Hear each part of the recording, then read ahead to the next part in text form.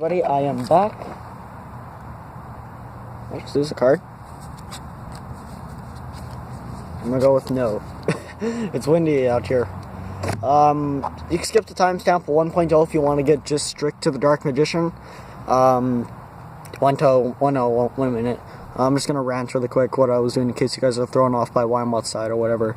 I was just visiting some relatives up in Neverville, and on our way back, which you saw when I said I successfully made it to Winnipeg, our driver wasn't feeling too well, which is my uncle, and so we had to stop at a hotel for a little bit. So he's feeling better. It's only about another hour or so, an hour or two back to where we are. But yeah, so I'll be back on really quick. I'll be at a different place though for the rest of the weekend. But yeah. Anyways, we can go through the Dark Magician deck. Now, I personally do not favor the Dark Magician style, what this one is. I think it's just because I think it's too basic and plain out. Yeah, I used to run a Dark Magician deck too, but I ran like the Magician girls, like kiwi, lemon, apple, chocolate, and berry. They worked out very good for me because they always worked with each other. And I'd always have something on the field, so I'd use Secret of the Spellcasters, or Spellcasters Village, whatever, to lock out my opponent from their spell cards. And then a few turns in later, I would lock them out from their trap cards by using Sorcerer of Dark Magic. Now, this worked out very well. I personally enjoyed it. And I didn't need spell cards. I didn't need to favor them or so much as much. I ran my deck with like 2 Eternal Souls or something, maybe even 1 to 3. And it worked out well in locals. I was able to take down a Cyber Dragon deck. I lured them. I locked them out. It worked very well. But Zodiacs came into play. And it was just hard to keep up. Even though my spam field is just that the draws of the Magician Girls were high. But anyways. We're kind of going over the Legendary Dragon deck style. Not a crazy fan, as I just stated, but it does work with the proper hands, and I find that it's quite bricky.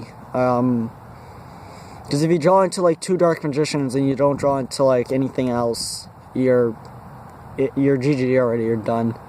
But it could just be how I'm running my style, but why I'm still against it is because I borrowed one of my friends' Dark Magician deck. He was running like 3 Navigation, 3 Eternal Soul, 3 Dark Magical Circle, and I don't know, it seemed too slow to how I could keep up with my other decks, especially with my Kaiju Zoo now, and even Lightsworn. It couldn't keep up. By playstyle, I believe it did work out some good combos, but after those combos were shut down, it was kind of like up to draw chance and effects and stuff. And it wasn't too much because he needed to use the Magician's Rod and stuff, but aside that, it's a pretty good deck so far. I would recommend picking it up if you just want to get into Yu-Gi-Oh! Along with the Cyber Dragon and Odd Eyes deck with the Legendary Dragon decks. I believe it's $40 Canadian now, so that wasn't too bad. I got it when it was like 55, 60, so not too bad. But yeah, I guess I'll go over the deck list, so 345. And I'm pretty sure it's sliding. Yep. But this is the best I can kind of do at the moment. As I said, I don't have my equipment with me to, like, how I rig it up so you can see full view of my mat. But this is the best I got. And plus, you can see pretty much the main, so it's not too bad.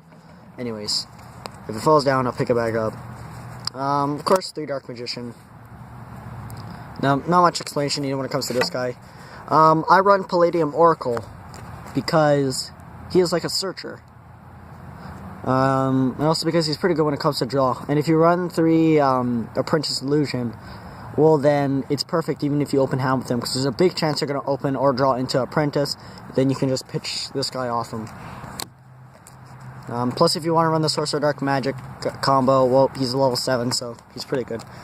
2 Magician's Rod. Not much said for their effects. It's just the only reason they're there, because I don't know. I don't like this deck very much, so I just run whatever I can. But that might be why I don't like it. I don't run proper meta of it, but still, let's move on. 2 Magician's Robe. Apprentice Illusion. Run 3. I only got 1. I'm probably going to trade it to my friend right away. He needs another one. But, yeah, run 3 of these if you want to get into it. And she combos in with a lot of cards. Dark Eradicator Warlock, just for now, just because since I'm running Dark Magician, he's basically like a burn. So, and if your opponent likes spell cards too, then it's GG for them. And this deck likes spell cards, so it's already burn damage. Dark Magician Girl, of course. Maybe run 2, maybe 3, just depending how you want to play. Skill Dark Magician, just for the, because you can spam spells, and because it's another good searcher. Magician's Valkyrie. Not much explanation needed when it comes to her. She's just Defender, Magical Exemplar for the spell counters and spell cards.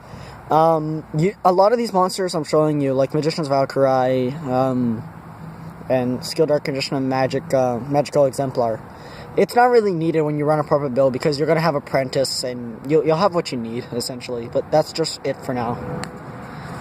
I found 3,000 knives, so thank goodness I can run them all. So, not bad. Just 3 for destruction effects, at least for now. Maybe run 2 once you get into the full proper meta a bit. I'm running 3 of Dark Magic Expanded. Just because I can spam my field again with my flood cards, how I have with my Palladium Oracle, and my Skill Dark Magician, and because Dark Magician Girl is on level 6, so it's like super easy to summon her. 2 Dark Magic Curtain. Found a Dark Illusion one, so that was pretty neat. But yeah, run 2 of these. I think no matter what, 2 is a pretty safe call. 2 Illusion Magic. Depending how you play through your deck and what you like, you can vary between 1 and 2.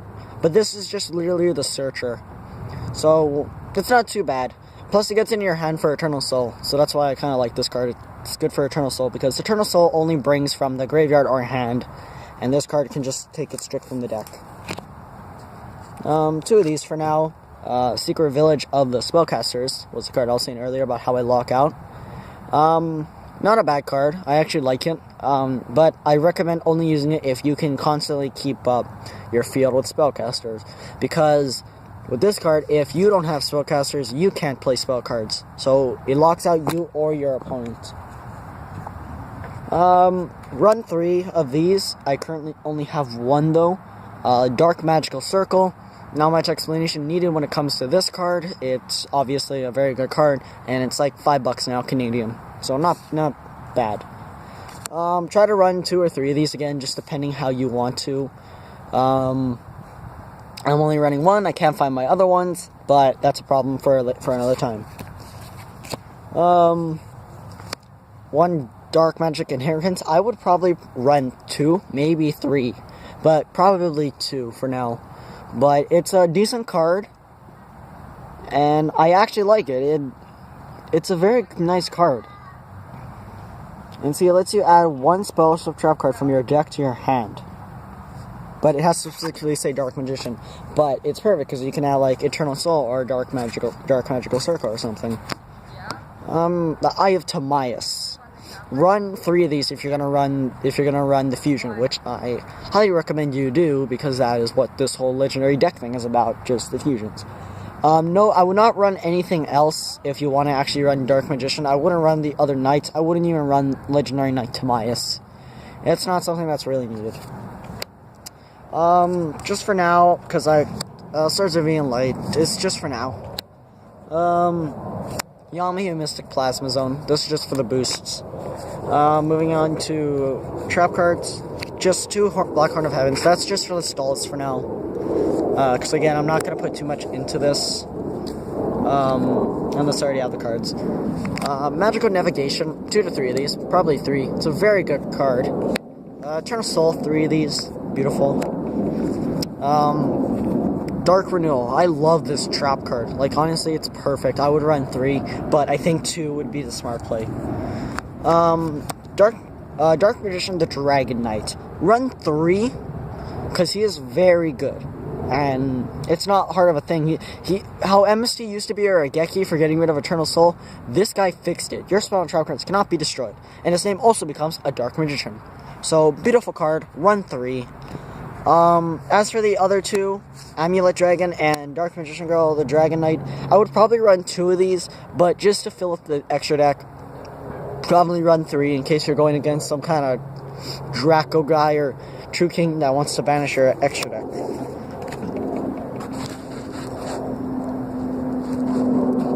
Guys, that is my overview of the Dark Magician deck. Hopefully you enjoyed. Leave a like and comment if you subscribed. You got any questions, ask them away. Any tips of what cards to add, or want to ask me for any tips, vice versa, go ahead, shout them in the comments. If you want to hear more about something else or another type of deck, or hear any combo plays of any other decks I have previously showed, let me know. I got like 7 more decks here. I'll go over them within time if no one tries to suggest anything else. I can go over the Spiral build. I don't have one, but I know someone who does. So I can quickly go over Spirals in case you guys are interested. But other than that, I believe that is all I have to say about this video. Not much to explain when it comes to Dark Magician. It's pretty straightforward for what you need and what you should do. Again, a lot of the cards you can swap out once you get to the proper higher meta plays. But anyways, for now, I do not think I have anything more to say. I might make a 3rd video spectacularly for soon. But anyways, thank you for your time. Enjoy. And I'll see you all on the dueling field.